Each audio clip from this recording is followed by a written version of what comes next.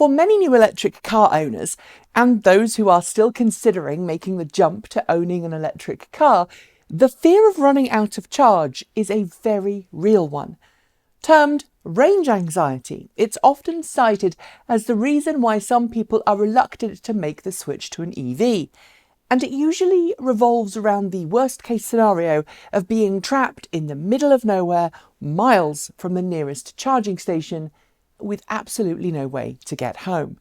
Today, we're going to look at a solution to that problem proposed by one charging network, examine what it offers, explain why you shouldn't go for a more affordable solution, and then examine both why you probably didn't need it anyway and what we think is a better solution to the same problem.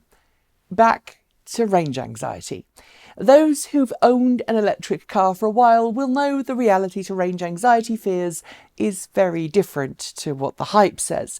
Charging networks are more reliable than ever before, and maybe all electric cars on sale today make it incredibly difficult for you to run them empty, giving you plenty of advice, warning you that you might not make your destination, warning you when the battery is getting low, and in the case of some cars, even directing you automatically to a nearby charging station. Yet those edge case scenarios still exist, either because you're the kind of person who likes to live on the edge and push your car's real-world range, or because you genuinely happen to live somewhere that's just within reach of the nearest public charging station. And although 99% of all electric vehicles on sale today meet 99% of everyone's driving needs from a single overnight charge, sometimes as much as a week's daily driving on a single overnight charge, range anxiety is still a thing. Over the years, we've seen some solutions offered to tackling this, including, of course, range-extended electric cars that actually carry an internal combustion engine alongside the battery pack for occasional use case scenarios where the battery doesn't quite have enough range. But now charging network specialist Blink has come up with a product it says it's going to offer fleet customers and breakdown providers to get people back on the road in case they ignore all those warnings and run their car empty. I give you the Blink Level 2 portable charging station. According to the spec sheet for this combination of portable power generator and level 2 charging station can provide up to 12 kilowatts of peak power and 9.6 kilowatts of continuous power to your car to help it charge up, with a runtime of 9 hours if it's running at around 6 kilowatts rather than full pelt. It has a 10.5 gallon fuel tank and weighs in at 350 pounds. Yeah, this isn't designed for personal use, and that's a good thing, because I think it would probably take up most of the trunk space in your average EV. While there's no price officially listed, we've heard rumours that it will retail for somewhere between $3,500 and $4,500 US, which seems a lot for what it is, a charging station attached to a petrol-powered generator. Which got us thinking, for those of you who think this is a good idea, why not just go to your local home improvement place and buy a 3 or 4 kilowatt generator for anything from between $400 and $800 and then plug your home charging station in? It works, after all. Well, yes and no.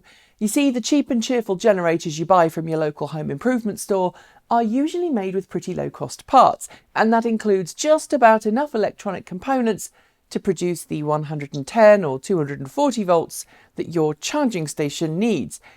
But while the alternating current produced is often the right voltage, it's often what's called dirty, and that can cause problems, if not for the actual charging station, then for the charging electronics inside your car. Alternating current, as the name suggests, is the flow of electricity that changes direction periodically, producing a sinusoidal waveform that, if you were to put it on an oscilloscope, would look like this. In some countries, the resulting waveform has a frequency of 50 Hz, or cycles per second. In others, it has a frequency of 60 Hz, or 60 cycles per second. The so-called pure power out of the wall is as close to a pure sine wave as possible, because your power company does some clever smoothing of the power to try and get rid of any interference and noise caused by both the generation and transmission of your power, but it's not actually even pure at that point.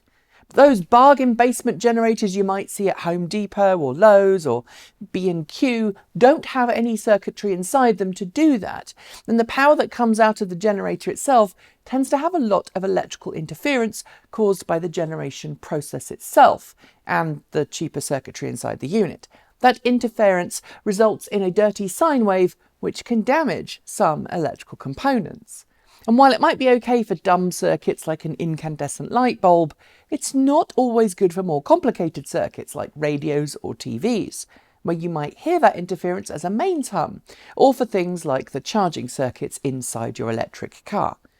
Let's remember, charging stations themselves don't actually do the charging of the battery, they just pass power safely from the power source to your car's built-in charger, which means your car's charger is more likely to get damaged. My guess that this unit is being offered by Blink has a higher quality generator component and a cleaner power output than your standard generator, and that could account for the extra price.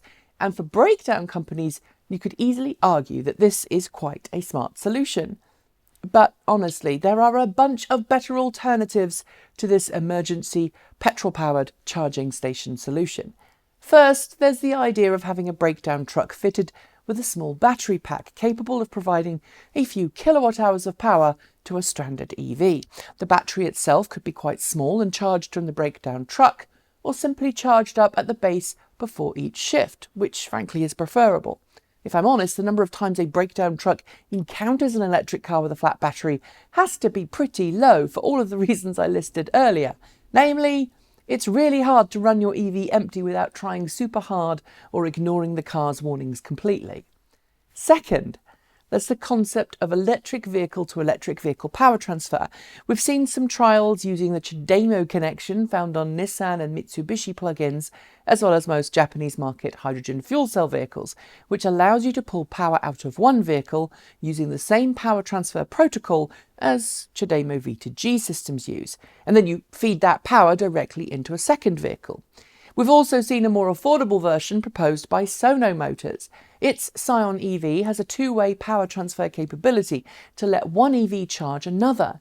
In the future, when more vehicles are all electric, it's conceivable that we'll see breakdown trucks, especially the smaller variety that aren't actual tow trucks, but just attend breakdowns and get customers back on the road, being all-electric vans with a similar power transfer capability. But all of this ignores the basic fact that most people will likely never run out of power. In 13 years of owning electric vehicles, my partner and I have run out of charge precisely twice. I'm ignoring the couple of stranded times with DIY cars because breakdowns were caused by hardware failure, not actually running out of charge.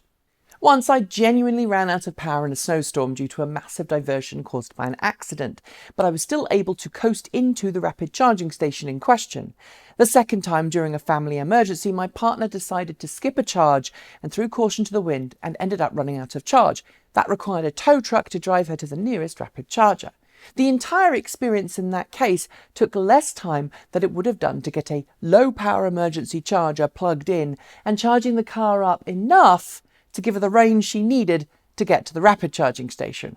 Which leaves me with the following thought.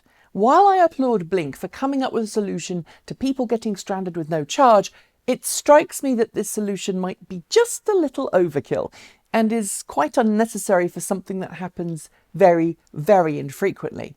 In the worst case, a flatbed to a charging station would probably suffice. And that's something all breakdown services already own. No extra incentives or investment required. That's it. Thanks for joining me, and I'll see you next time.